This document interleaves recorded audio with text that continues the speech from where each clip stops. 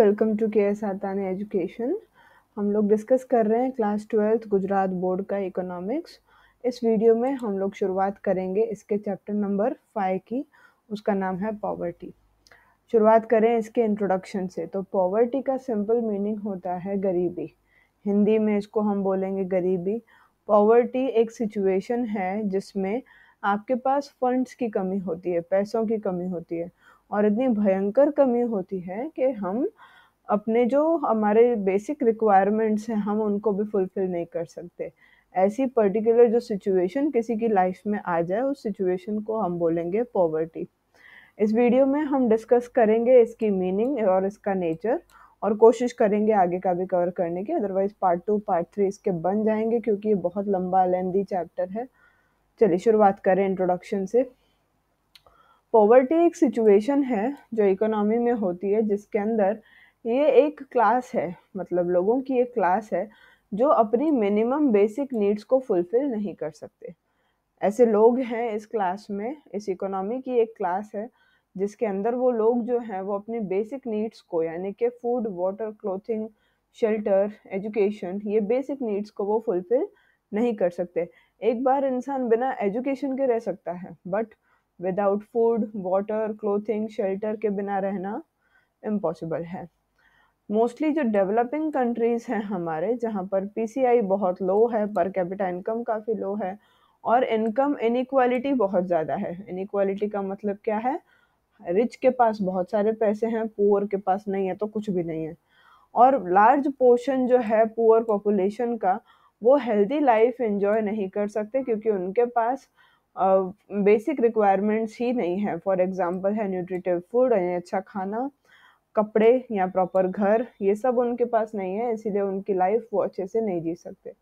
दूसरी तरफ रिच और रिसोर्सफुल क्लास भी है जिनके पास बहुत अच्छी खासी इनकम है और हाई स्टैंडर्ड ऑफ लिविंग वो लोग एंजॉय करते हैं। ऐसी इनइक्वालिटी के कारण सोसाइटी में एक डिससेटिस्फैक्शन आ जाता है, रेस्टलेसनेस आ जाती है, सोसाइटी थक जाती है, और एक दूसरे के बीच में हेट्रेड आ जाती है, एक दूसरे को नफरत से लोग देखने लगते हैं, क्लास कन्फ्लिक्ट होने लगता है, यानी कि एक दूसरे में भेदभाव होने लगता है, झगड़े होने लगते हैं। ह्यूमन रिसोर्स डेवलपमेंट जो आपकी रिपोर्ट है, ह्यूमन डेवलपमेंट जो रिपोर्ट है 1997 वाली, उनके हिसाब से इकोनॉमिक डेवलपमेंट एक रिसोर्स है और ह्यूमन डेवलपमेंट एक गोल है। ठीक है, तो ऐसा माना जाता है कि इकोनॉमिक डेवलपमेंट से ही आपकी पॉवर्टी को कम किया जा सकता है। ऐसा वो बोलते हैं, ऐसा वो एक्सपेक्ट करते हैं कि जहाँ डेवलपमेंट होगा तो पॉवर्टी अपने आप कम हो जाएगी। लेकिन साथ साथ में कुछ कंडीशंस भी हैं। इनकम इनइक्वालिटी नहीं होनी चाहिए।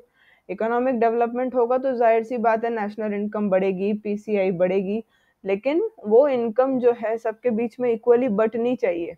अनइक्वलिटी नहीं होना चाहिए। पॉवर्टी तभी घट सकता है और तभी आप बोल सकते हो कि आपने ट्रू सेंस में डेवलपमेंट को लाया। पॉवर्टी इरेडिकेशन जो है हमारा फर्स्ट जो 5 ईयर प्लान्स थे शुरुआत से, उनका एक मेन गोल रहा है कि हमको अपने कंट्री से पॉवर्टी को हटाना है।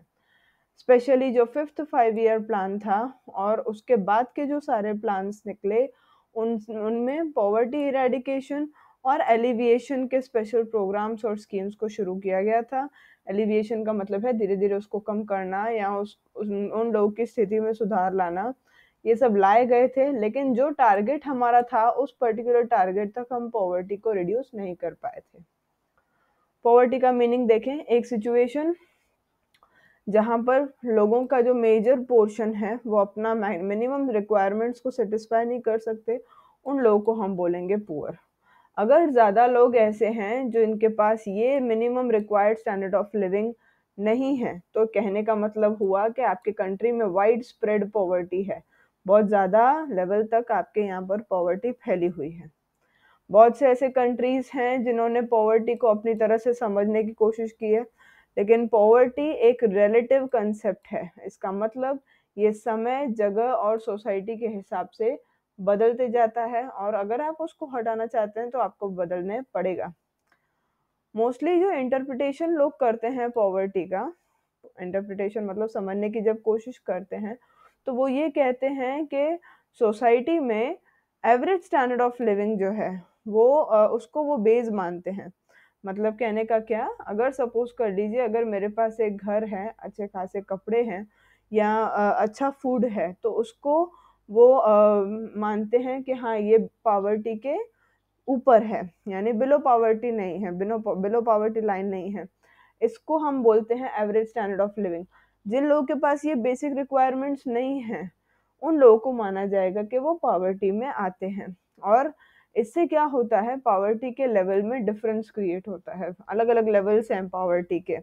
कोई ऐसा होगा जिसके पास क्लोथ्स की कमी होगी, कोई ऐसा होगा सिर्फ जिसके पास क्लोथ फूड दोनों की कमी होगी, बट घर होगा अपना।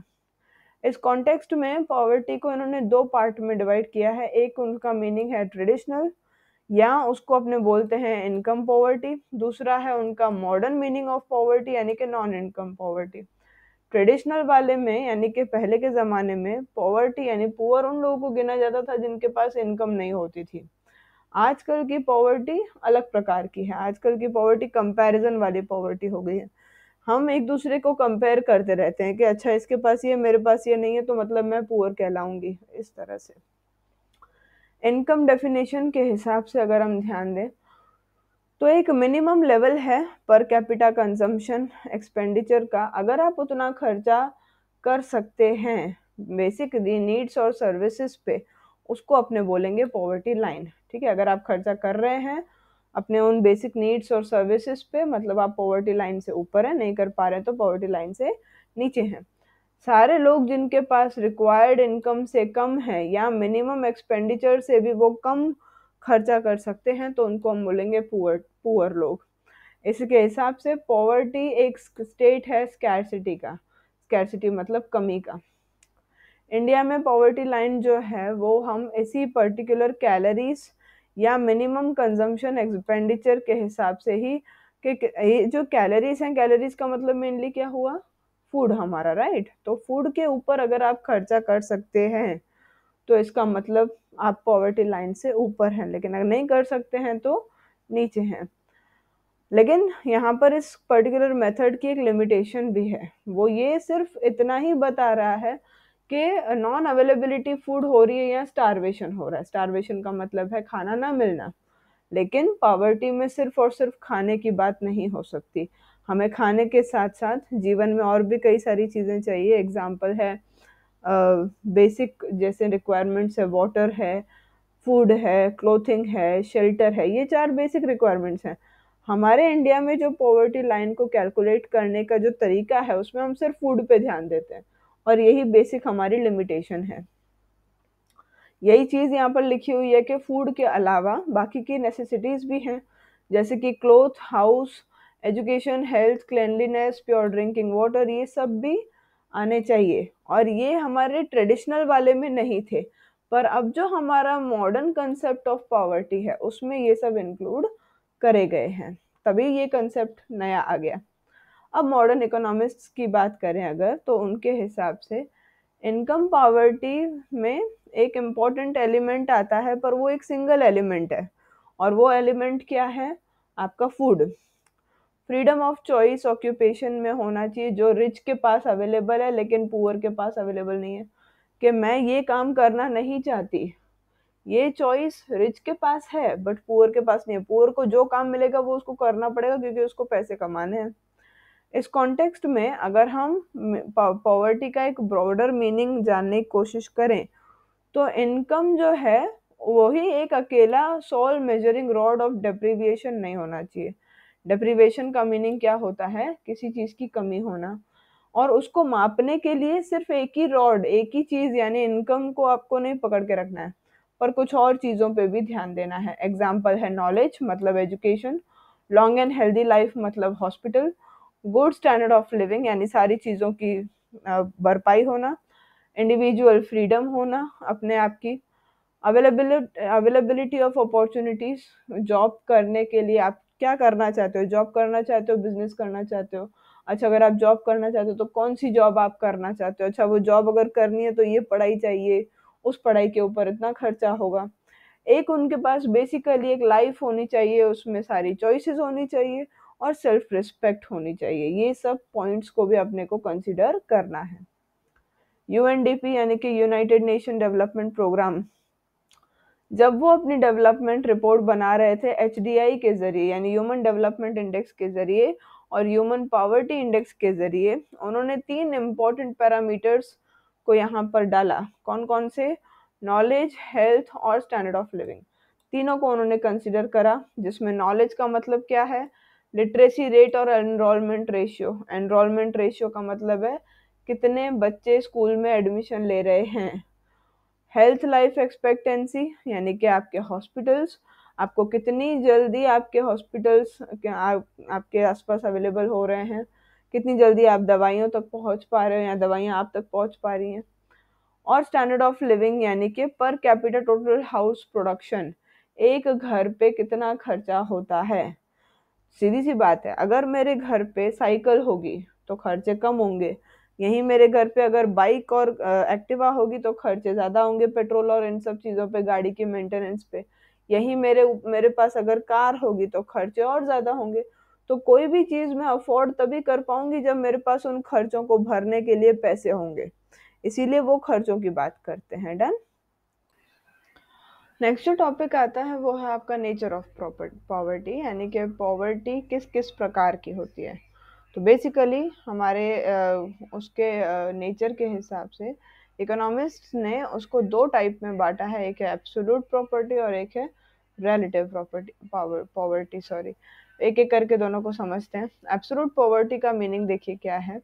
एब्सोल्यूट पॉवर्टी का मतलब जो मिनिमम खर्चा या मिनिमम इनकम आपको चाहिए अपने बेसिक चीज़ों को सेटिस्फाई करने के लिए, उसको अपने बोलते हैं पॉवर्टी लाइन। इतना तो पता है। जिस पॉपुलेशन के पास ये खर्चा करने का सारा सुविधा नहीं है, जो लोग बिलो पॉवर्टी लाइन गिने जाते हैं, इसको अपने शॉर्ट में बोलते हैं बीपीएल, ऐसे लोगों को हम बोलते हैं एब्सोल्युटली पुअर। ठीक है, मतलब एकदम गरीबी में जी रहे हैं ये लोग। एब्सोल्यूट पॉवर्टी को अपने कंप्लीट पॉवर्टी का भी नाम दे सकते हैं।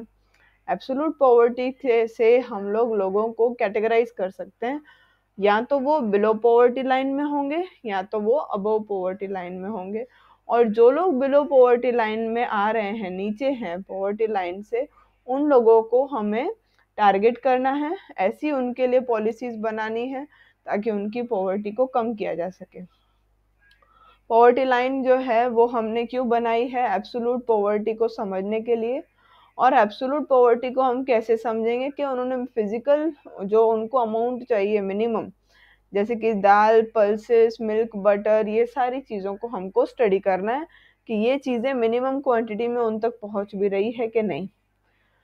इसको असरटेन करने के लिए, यानी जो खर्चा है इसको निकालने के लिए, हमारा जो प्लानिंग के शुरुआती साल थे उसमें आईसीएमआर यानी Indian council of medical research ने डिसाइड किया था कि रूरल एरियाज में एक दिन के लिए एक इंसान के लिए 2400 कैलोरीज का होना मिलना उसको ज़रूरी है, जबकि यही जो अमाउंट है ये वैरी कर जाएगा अर्बन एरियाज में 2100 कैलोरीज पे।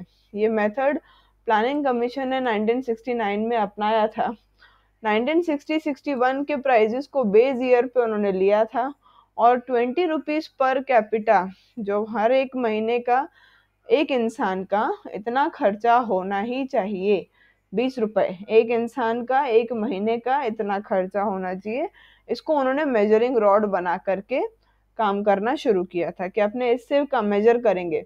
जो इंसान 20 रुपए खर्च कर सकता है अपने ऊपर, अपने खाने की पीने के ऊपर एक पूरे महीने में, पर मंथ लिखा हुआ है ध्यान देना, तो मतलब ठीक है। और उतना भी नहीं कर पा रहा मतलब तो वो गरीब कहलाएगा, एक्सट्रीमली गरीब कहलाएगा वो। इस मेथड से दांडेकर और रथ जो है रूरल एरियाज के लिए, ये 2 इंसानों के नाम हैं, 1960-61 के प्राइजेस के हिसाब से उन्होंने डिसाइड करा कि 15 रुपए पर मंथ जो है पॉवर्टी लाइन के लिए अर्बन रूरल एरियाज में, और अर्बन एरियाज में 22.50 खर्चा होना चाहिए एक इंसान के ऊपर। फिर प्लानिंग कमीशन ने एक एक्सपर्ट कमेटी को अपॉइंट करा, चेयरमैन थे उनके प्रोफेसर डी टी लकड़ावाला। इन्होंने एस्टिमेटेड पॉवर्टी जो है 1993 के लिए, 1973 और 74 के प्राइजेस को उन्होंने बेस लिया और रूरल एरियाज के लिए उन्होंने बताया 49 रुपीज पर मंथ होना चाहिए, अर्बन एरियाज के लिए 57 रुपीज पर मंथ होना, क्योंकि खर्चे बढ़ रहे हैं, एक्सपेंसेस बढ़ रहे हैं, आपकी महंगाई बढ़ रही है। ये इतना रुपया भाई आपको चाहिए अपनी रिक्वायरमेंट्स को पूरा करने के लिए। ये जो मेथड है पॉवर्टी लाइन को कैलकुलेट करने का, ये इसमें एक बड़ा लिमिटेशन है। वो क्या कि इसमें ये सिर्फ और सिर्फ कैलोरी कंजम्पशन पे ध्यान दे रहे हैं कि हम खा कितना रहे हैं। हालांकि अगेन खाने में खाना जो है एक फिजिकल सिचुएशन है हमारी, और पॉवर्टी जो है वो एक इकोनॉमिक सिचुएशन है। यानी पॉवर्टी किससे रिलेटेड है? पैसों से रिलेटेड है। हम किसकी बात कर रहे हैं? उनकी फिजिकल सिचुएशन की बात कर रहे हैं। तो इसीलिए यहाँ पर प्रॉब्लम आ जाती है। इन्होंने पॉवर्टी लाइन को सीधे सीधे स्टारवेशन लाइन बना दिया। स्टारवेशन लाइन यानी उनको खाना पीना मिल रहा है कि नहीं। स्टारवेशन का सिंपल मीनिंग होता है खाने की कमी होना।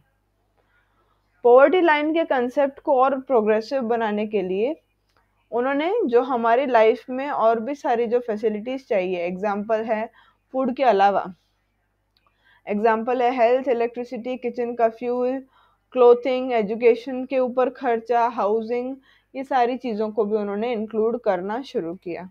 अब उनको क्या है, पॉवर्टी का जो मेजरिंग रॉड है उसको वापस रीडिफाइन करना पड़ा। एक कमेटी बनाई गई प्रोफेसर सुरेश तेंदुलकर के अंडर में। उन्होंने अपनी गवर्नमेंट को रिपोर्ट्स जमा करी थी 2009 में। कमेटी ने एक नया मेथड लाया था पॉवर्टी को मापने के लिए, जिसमें कैलोरीज को तो ध्यान में लिया ही जाता था, लेकिन कितना खर्चा पढ़ाई पे हो रहा है और कितना खर्चा हेल्थ पे हो रहा है ये भी ध्यान दिया गया था। इस नए मेथड के हिसाब से एक महीने का खर्चा एक इंसान का रूरल एरियाज में 816 रुपये होना चाहिए और अर्बन एरियाज में 1000 रुपये होना चाहिए। इसको पॉवर्टी लाइन डिसाइड करा गया था। एब्सोल्यूट पॉवर्टी को अगर इंटरनेशनल लेवल पे हम लोग कंसिडर करने जाएं, ये तो अभी हम जो बात कर रहे थे वो इंडिया की बात करें, इंटरनेशनल लेवल की बात करें तो सारे रिसोर्सेज जो हम कंज्यूम करते हैं उन सबको ध्यान में लिया जाता है।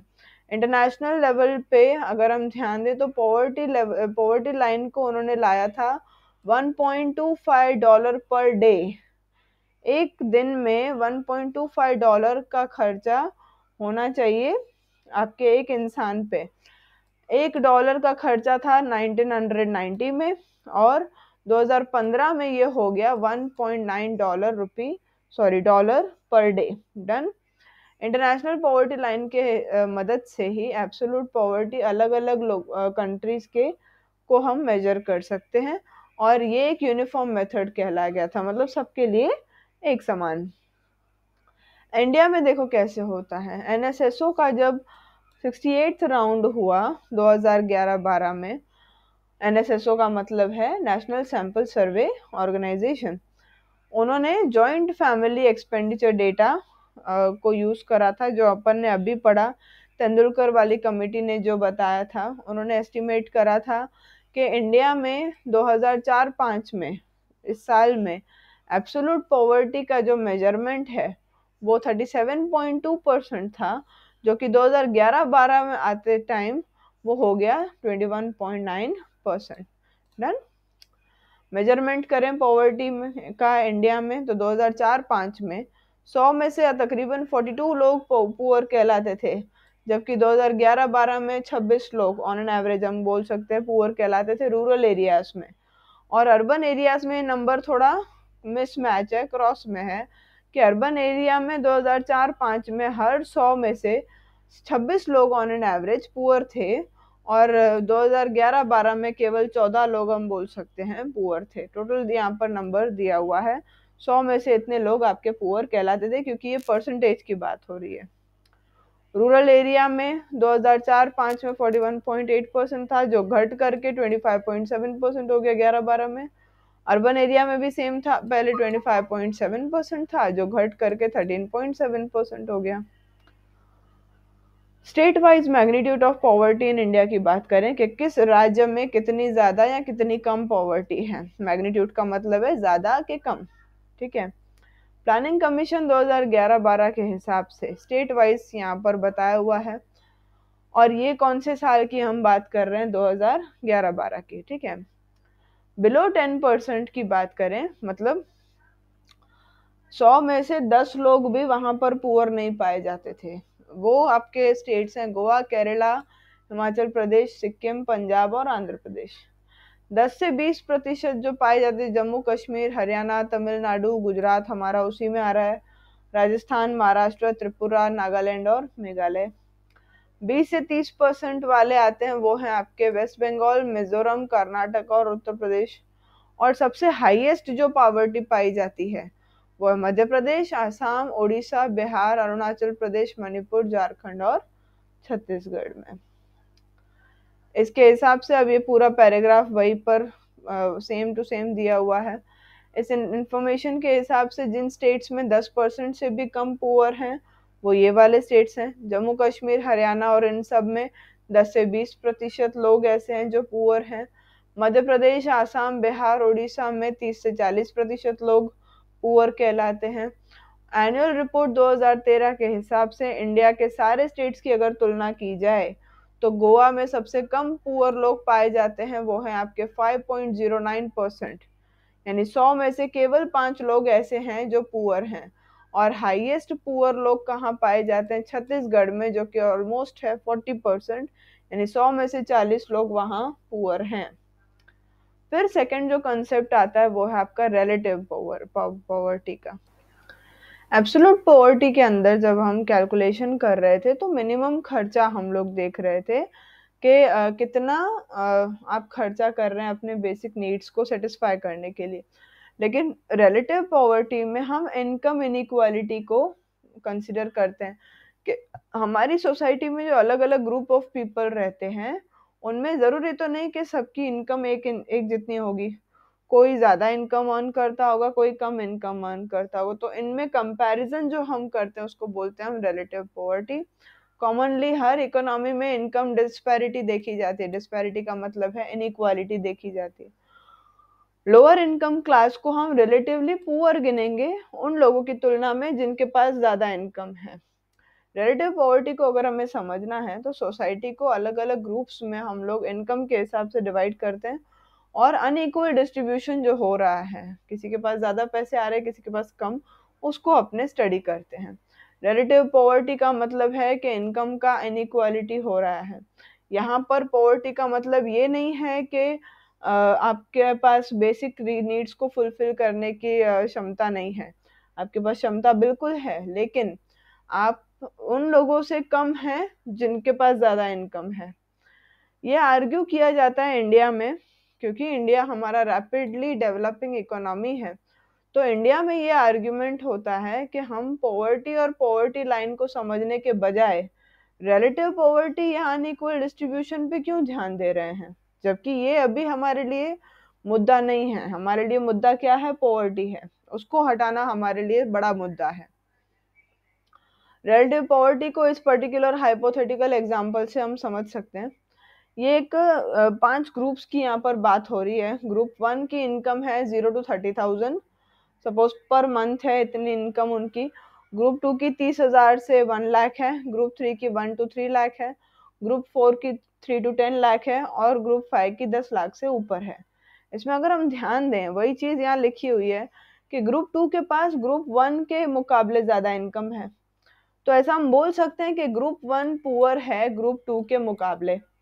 फिर ग्रुप 3 के पास ग्रुप 2 से ज़्यादा इनकम है, तो हम यही बोल सकते हैं कि ग्रुप 2 जो है उसके पास कम इनकम है ग्रुप 3, 4, 5 सबके मुकाबले। इसीलिए ग्रुप 2 के जो लोग हैं वो ज़्यादा रिलेटिव पुअर हैं ग्रुप 3, 4, 5 से। सीधी सी बात है। रिलेटिव पॉवर्टी को मेजर करने के लिए जनरली ये इनकम ग्रुप्स जो हैं बनाए जाते हैं, और इसको बनाने के लिए 2 चीज़ें यूज़फुल हैं। एक है आपका लॉरेंस कर्व और दूसरा है गिनी कोएफिशिएंट। ये हम लोग पढ़ेंगे, बट अभी इसमें हमें ये प्रैक्टिस में आने वाला है नहीं, क्योंकि बेसिकली हमारे इंडिया में क्या रिक्वायरमेंट्स हैं, हमें पॉवर्टी को एरेडिकेट करना है, ना कि उन लोगों को बैठ के कंपेयर करना है। तो इसीलिए इस पर्टिकुलर चीज़ पे इतना ज़्यादा इस चैप्टर में ध्यान दिया नहीं गया है। हम लोग फिलहाल यहाँ तक ही रखते हैं। इंडिकेटर्स ऑफ पॉवर्टी से हम करेंगे आपके पार्ट नंबर 2 में। Thank you so much for patient hearing. Have a good day.